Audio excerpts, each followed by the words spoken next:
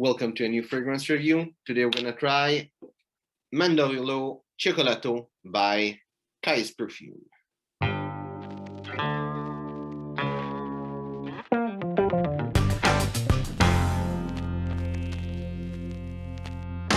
So the bottle is looked like this. I'm gonna go with the presentation and I'm gonna tell you the bottle change. I'm gonna get an older bottle style. I'm gonna show you. This is the new style, the old style. In fact, it's pretty much the same bottle. It's just the little thing on top that is smaller. I think it's better. It looks more like what it should be. And if I remove the cap, it looks like this compared to the old style. This looks like more like 60s fragrance style of sprayer. This looks more modern. I think it's nicer. And before it came in some standard packaging, here came in those little bags, and now she got new bags with branding. It looks like this, and I don't know what makes her put more or less sample, if it's always two, but there's some samples that come with it too. That I'm gonna read. So now we're gonna try to smell. First thing I'm picking up on the paper is the almond note. That's really intensive. It reminds me of, I don't know, almond dough or something like that in French, pâte d'amande. I think it might be called mansapane or something like that, if you know what I'm talking about.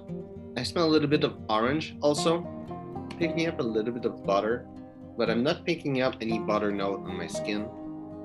I think I might be picking up a little bit of vanilla, but it might be the sweetness of the almond. Picking up a little bit of coffee and cacao. And that's about it. On my skin, what I'm picking up is a lot of almond. And there's also a lot of coffee and cacao. I would say the almond is the most predominant note, but the coffee and cacao is still really present. I'm picking up a little bit of orange. And as the fragrance keep going, I'm picking up also some artemisia, and the fragrance become really floral. I get a lot of white flower type of note.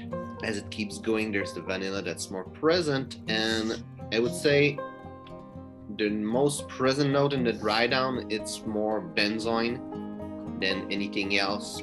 Benzoin and vanilla are really similar, but it's definitely benzoin that I'm smelling.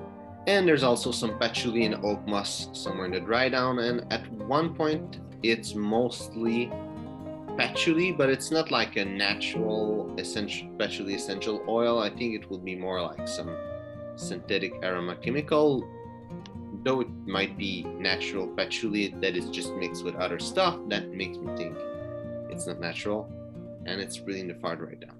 Longevity of this fragrance is really good. It lasted, I don't remember the exact amount of time, but a good 8-9 hours, maybe a little bit more.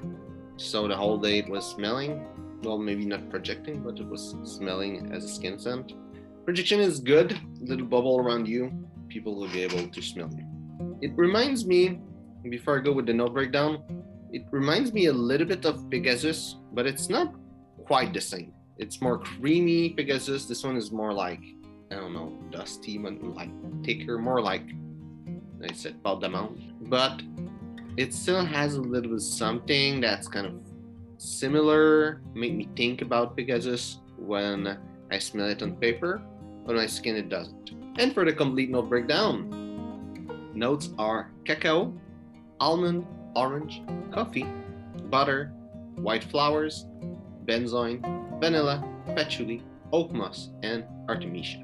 And where I would see this fragrance, for the fact that it's like gourmand fragrance, that I don't really like this term, but for the fact that it smells like food finally, I would say that it's bad business fragrance. Unless you are making cake and stuff like that for a living, then it could be nice.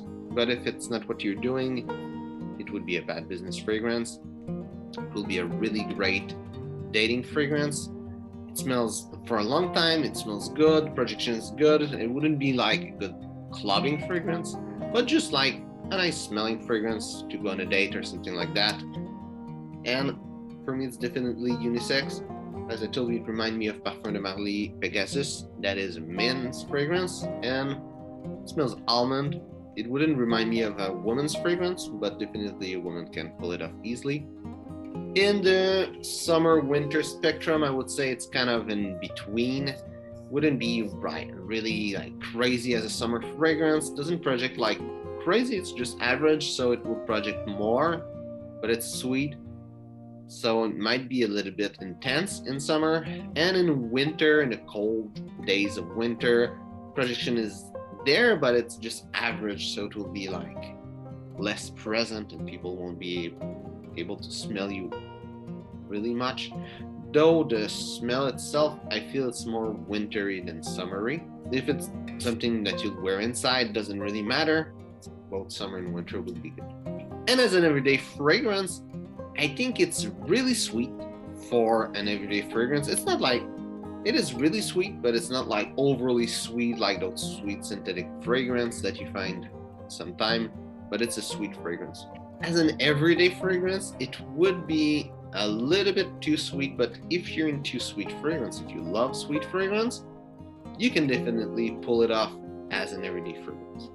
And who I would see wearing this fragrance, it would be someone that work as a cook, not a cook, but someone that make a baker, someone that make cake, maybe someone that make fancy cake that, almost like sculpture or something like that. This is who I would see wearing this fragrance. So, hope you enjoyed this video. If it's the case, well, like and share. If you tried this fragrance, Mandorlo Cioccolato, or any fragrance by Kyse Perfume, tell me what you think about it. So, thanks for watching, and see you soon.